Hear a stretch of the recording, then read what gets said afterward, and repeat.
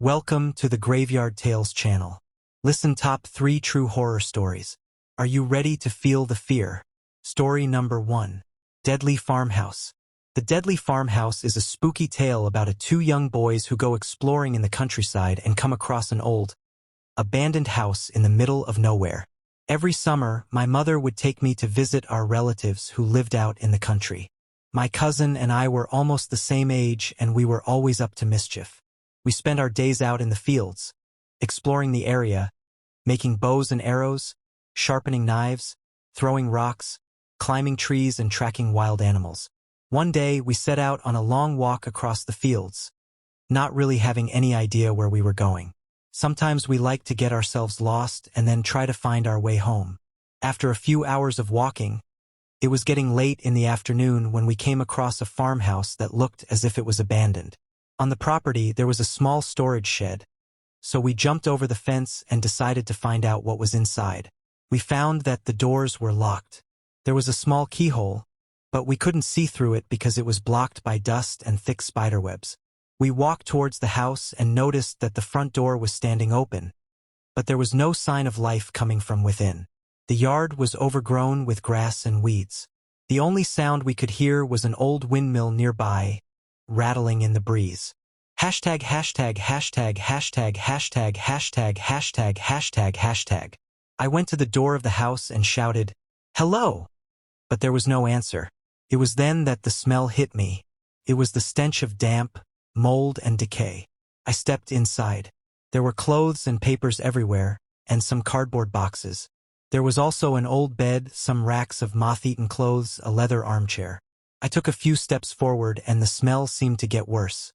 A feeling of intense uneasiness washed over me and I wanted to turn and run away. Just then something caught my eye. At the foot of the bed, between some boxes, lay a head. It was covered in gray hair. There was an old man lying on his back, his face turned upwards and his eyes open. He was dead. I let out a horrified yell, then grabbed my cousin by the arm and we both ran as fast as we could. As we fled across the yard, we were passing the shed outside when the locked door suddenly crashed open and an old lady was standing there. Her hair was in disarray and when she smiled, her lips parted, revealing a row of rotten teeth. She was carrying a bloody knife in her hand. She made an attempt to grab me as we rushed past, but I managed to dodge her and kept running. I didn't dare to look back. I just ran and ran as fast as I could. It was a few minutes later that I realized my cousin wasn't with me. I stopped in my tracks, breathing heavily and looked around. He was nowhere to be seen. My heart sank. I started running again, desperately trying to get back to my aunt and uncle's house as quickly as possible. Eventually, I saw the lights of their house in the distance. As soon as I reached home, I ran inside and called out to my mother. My relatives gathered around me as I started babbling and begged them to go find my cousin. My uncle got into his truck and brought me with him. Eventually, we found the old farmhouse, but my cousin wasn't there.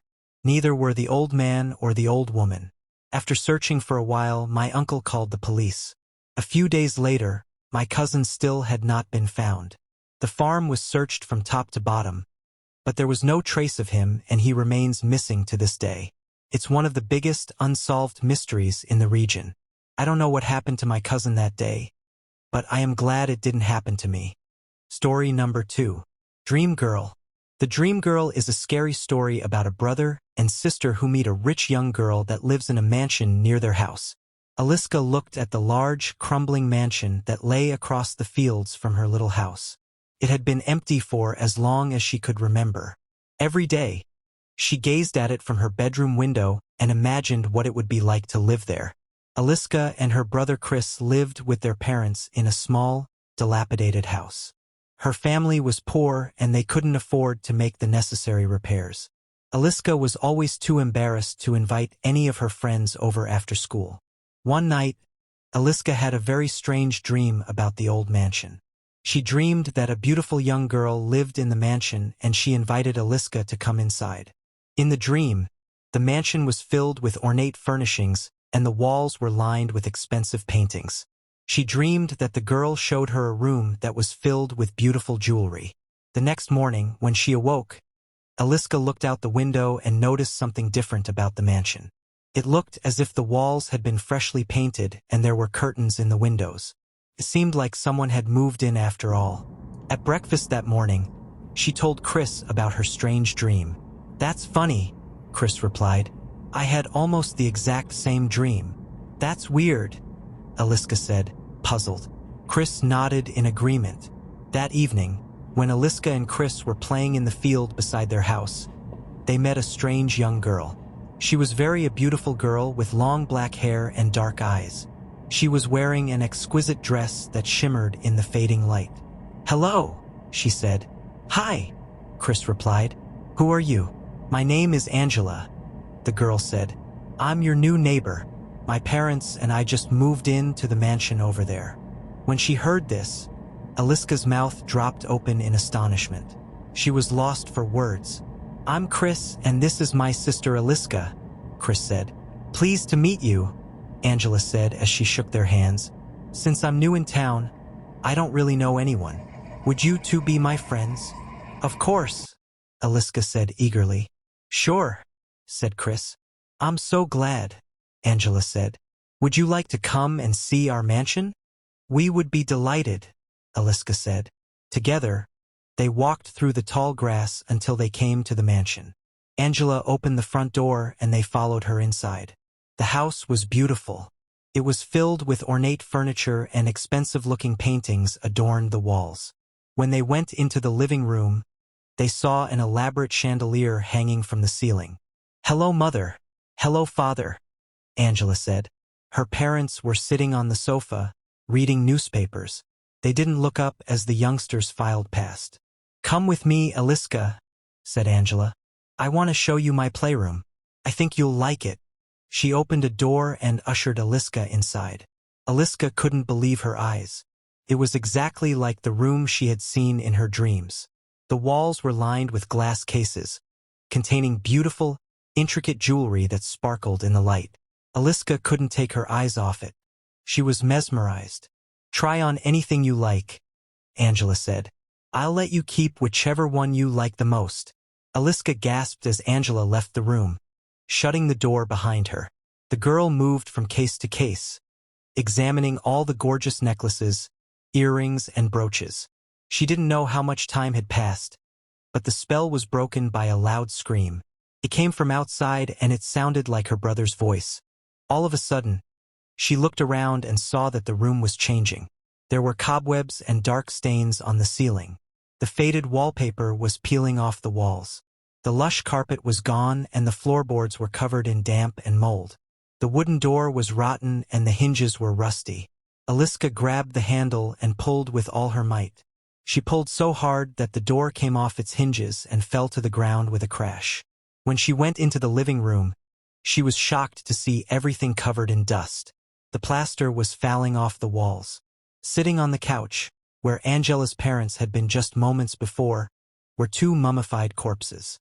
Their flesh was rotting off, exposing the bone underneath, and their faces were twisted in a silent, eternal scream. Rats scurried furtively back and forth across the bare floor, which was strewn with trash. In the middle of the room, where there had once been a coffee table, there was a large, dusty coffin and its lid was hanging open. "Chris, where are you?" she cried as she frantically looked around the room. Just then, her brother came staggering down the stairs. He was clutching his neck and blood was pouring down the front of his shirt. He opened his mouth to speak, but all that came out was a gurgling sound. His throat had been slashed open. Angela appeared on the stairs behind him. She looked much taller and her face was deathly pale. Her cheeks were sunk and her skin was lined and wrinkled. Aliska's heart sank and she felt as if she was going to faint. Angela's mouth opened wide, revealing sharp pointed teeth, tipped with blood.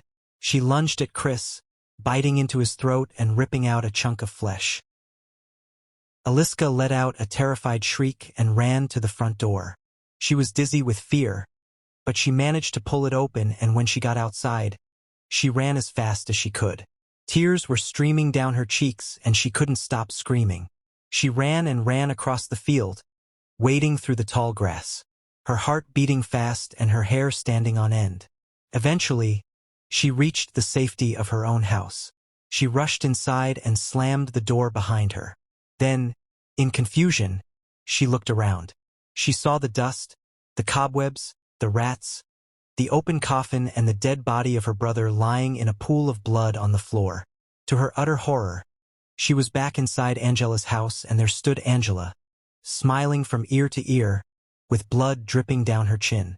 Before Aliska had a chance to react, Angela grabbed her by the shoulders and pulled her close. The last thing Aliska felt before everything went black was a pair of fangs sinking into her neck. Story number 3. Hand Towel. The hand towel is a scary story about an old woman who has a filthy old rag she uses to clean her house. There was an old woman who ran a boarding house. She made a living by renting out the rooms to men who worked at a nearby chemical factory. Her house was run down and dilapidated, and the old woman was not very clean. She kept a hand towel in the kitchen to mop up spills. She also used it to clean the house. The hand towel was covered in dirt, grease, and grime. It was more like an old rag, and it smelled disgusting.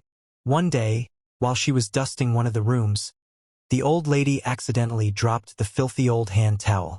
It fell down behind a radiator and got stuck. When she couldn't reach it, the old lady simply left it there and forgot about it.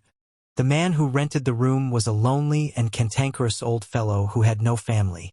The old house was cold and damp, so the man turned the radiator on full blast to keep warm. One morning, the old man didn't come down to breakfast. The old woman knocked on his door, but there was no answer. She used her keys to open the door, turned the knob, and went in. What she discovered horrified her. The old man was lying dead in his bed. His skin was cold and his face was blue. It looked like he had been smothered in his sleep. The police came, took a look at the dead body, asked a few questions, and left. The corpse was taken down to the morgue.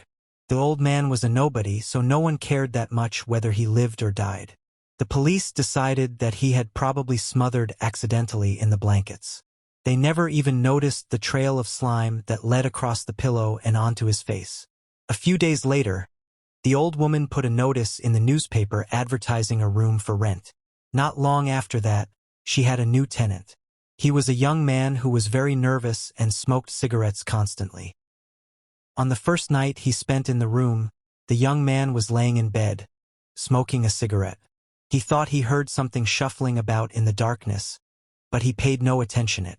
Things were always making noises in old houses.